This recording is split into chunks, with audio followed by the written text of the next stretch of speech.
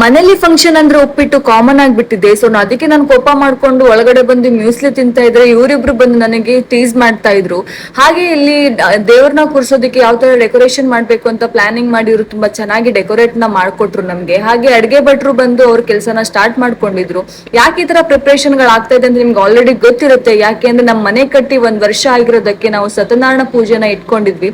ಪೂಜೆ ಅಂತೂ ತುಂಬಾನೇ ಚೆನ್ನಾಗಿ ಮಾಡ್ಕೊಟ್ರು. ನಾವ್ ಹೇಗ್ ಅಂದಿದ್ವೋ ಅದೇ ತರ ನಮ್ಗೆ ಆ ಭಟ್ರು ನಮ್ಗೆ ತುಂಬಾನೇ ಚೆನ್ನಾಗಿ ಪೂಜೆನ ಮಾಡ್ಕೊಟ್ರು. ಸೊ ಅದೆಲ್ಲ ಆದ್ಮೇಲೆ ಒಂದು ರೌಂಡ್ ಎಲ್ಲಾ ರಿಲೇಟಿವ್ಸ್ ಗಳು ಕುತ್ಕೊಂಡು ಮಾತಾಡಿ ಬೋರ್ ಆಯ್ತು ಅಂತ ಹೇಳ್ಬಿಟ್ಟು ಮತ್ತೆ ಒಂದ್ ರೌಂಡ್ ಶಾಪಿಂಗ್ ಹೋಗ್ ಬರೋಣ ಅಂತೇಳಿ ನಾವು ಪೇಟೆಗೆ ಹೊರಟು. ನಮ್ಮೂರಲ್ಲಿ ಶಾಪಿಂಗ್ ಅಂದ್ರೆ ಫೇಮಸ್ ಭಟ್ಕಳ್ ಬಜಾರ್ ಇದೆ. ಸೊ ಇಲ್ಲಿ ನಮ್ಗೆ ಏನ್ ಬೇಕು ಅದೆಲ್ಲ ಕೂಡ ಸಿಗುತ್ತೆ. ತುಂಬಾ ಒಳ್ಳೆ ಕ್ವಾಲಿಟಿ ಐಟಮ್ಸ್ ಗಳು ನಮ್ಗೆ ಇಲ್ಲಿ ಸಿಗುತ್ತೆ. ಸೊ ಹಾಗಾಗಿ ನಾವ್ ಇಲ್ಲೇ ಶಾಪಿಂಗ್ ಬರೋದು. ಏನ್ ಬೇಕು ಅದೆಲ್ಲ ಶಾಪಿಂಗ್ ಮಾಡ್ಕೊಂಡು ಬರ್ತಾ ಮಸಾಲ್ ಪುರಿ ತಿನ್ಕೊಂಡು ಅಮ್ಮಂಗ್ ಸ್ವಲ್ಪ ಟ್ಯಾಬ್ಲೆಟ್ಸ್ ತಗೊಂಡ್ ಬರ್ಬೇಕಿತ್ತು. ಸೊ ಹಾಗಾಗಿ ಟ್ಯಾಬ್ಲೆಟ್ಸ್ ತಗೊಂಡ್ ಬರ್ತಾ ನನ್ನ ಚೈಲ್ಡ್ಹುಡ್ ಫ್ರೆಂಡ್ ಸಿಕ್ಕಿದ್ರು.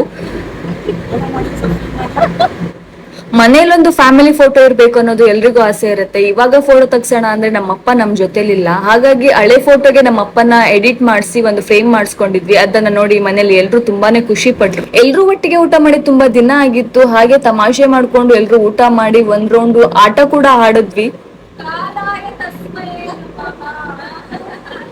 ಇಷ್ಟೇ ನಾವಿವತ್ತೆಲ್ಲ ಮಾಡಿದ್ದು. ಮತ್ತೆ ನಾಳೆ ಸಿಗ್ತೀನಿ. ದೇವ್ ಬರೇಕರು.